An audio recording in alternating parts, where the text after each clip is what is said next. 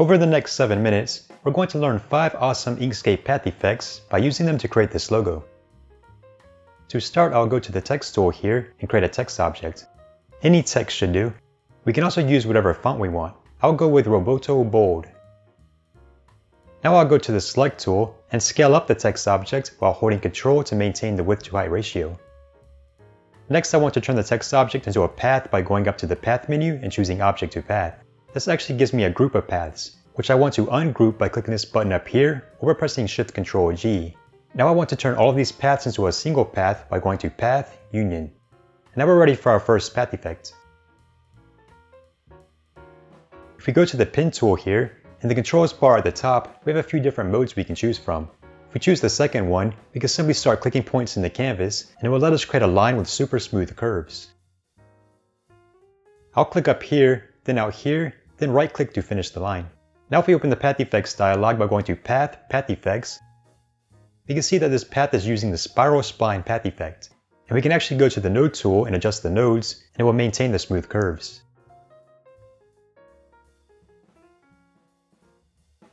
Next, we'll take a look at the Power Stroke path effect. To add it to the current path we have selected, we can click this plus button at the bottom of the Path Effects dialog, then click the icon for Power Stroke in here. Now with the Node tool active, we can see these pink diamond handles. If I drag one of these, I can move it around on the path and change the thickness of the parts of the path near it. We can also change the fill color of the path. And as you can see, we can have multiple path effects attached to a single path. Next, I want to cut this path out of the text path. But first I want to make a duplicate of this path so that I can use it for the next path effect. To duplicate it, I can go to the Select tool and either click this button up here or press Ctrl D. Now I want to remove Power Stroke from the duplicate by making sure Power Stroke is selected in the list here and clicking the minus button below the list. I'm also going to make the stroke of this path black by holding Shift and clicking the black swatch in the color palette, just so I'll be able to see it. Now I'm going to select the path that uses Power Stroke, hold Shift and select the text path, and go to Path, Difference. This cuts the top path out of the bottom path, which is what I want. However, it keeps this as one big path. I want to separate the parts into separate paths by going to Path, Break Apart. Now I can select all of these top paths. I can turn them into a single path by going to Path, Union. Next I'll open the Fill and Stroke dialog with this button up here, and I'll give this path a linear gradient fill with this button. I'm going to click this button to reverse the gradient direction, then I'll choose the first stop in here, raise the alpha channel all the way up, and make it white. Now I'll go to the Gradient tool over here, and adjust the gradient line a bit. Next I'm going to select all of the other parts of the text, union them together, and give it an orange to red linear gradient fill.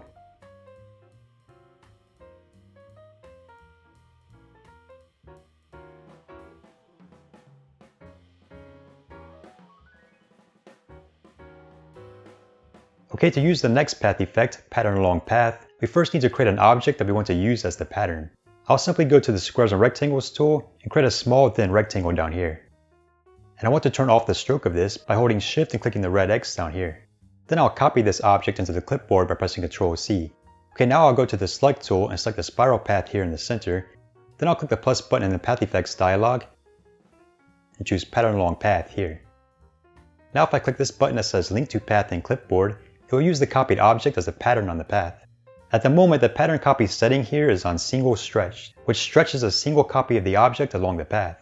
What I'm looking for is either Repeated, which places multiple copies of the object along the path, or Repeated Stretched, which is like Repeated, except it will stretch the copies in order to make them take up the entire length of the path. We can also change the fill color of this and turn off the stroke. However, now it just looks like a solid shape. To fix this, we can increase the spacing setting. I also want to make the pattern a bit wider, which I can do by increasing the width setting. Next I'm going to cut this path out of the bottom part of the text. I can do this by selecting both paths and going to Path, Difference.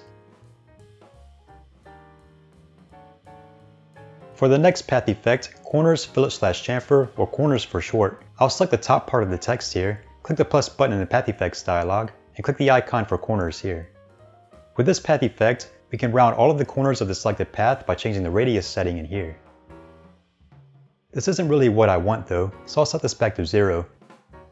Then I'll go to the Node tool. We can now see all of these green diamond handles at each of the nodes. With these, we can either round the corner at a single node, or we can select the multiple nodes and round all of the corners together.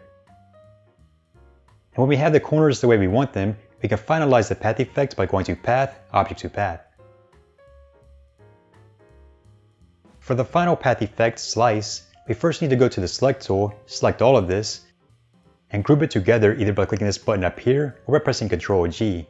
Now we can click the plus button in the Path Effects dialog and choose Slice here. This, by default, slices the path or group of paths in half vertically. We can also do it horizontally,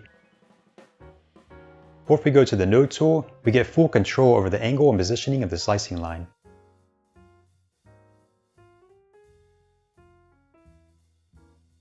If we go back to the Select tool, we can move the parts around.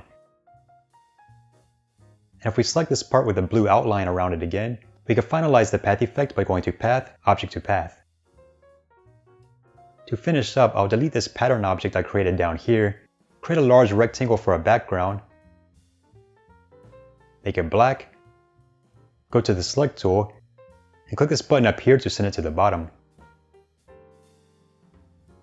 And that should do it for this video. As always, thank you for watching, and I'll see you in the next one.